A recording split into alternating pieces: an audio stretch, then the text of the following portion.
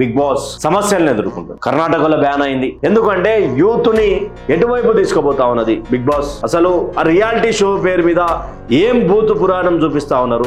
ఆ కిస్సులేంది, హగ్గులేంది, big boss season 9 మీద ఎందుకు ఎఫెక్ట్ పడతా ఉన్నది. చాలా వరకు చాలా వ్యతిరేకతను మూట కట్టుకుంటున్నది.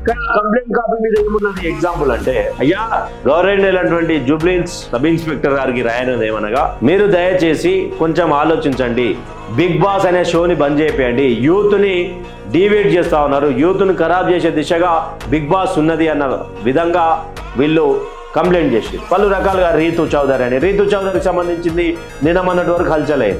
వేరే వాళ్ళ భర్తతోటి ఇండ్లలో పోతున్నది అని చెప్పేసి పచ్చని కొన్నటువంటి వాడిని నీ పిల్లలకి ఏం చూసుకుంటావురా అన్నట ఆ వ్యక్తిని మీరు బిగ్ బాస్ తీసుకుపోయారు. అంటే సభ్య సమాజానికి మీరు ఏం చేయాలనుకుంటున్నారు? ఈ పాయింట్ మీద కంప్లైంట్ రైజ్ అయ్యి పలు విధాలుగా బిగ్ బాస్ అనే విషయం ఏదైతే ఉన్నదో ఆ బిగ్ బాస్ అనే విషయంలో దాన్ని బ్యాన్ చేయాలా తెలుగులో అని చెప్పేసి కూడా పెద్ద ఎత్తున కేసులు అనేది నమోదవుతా ఉన్నాయి.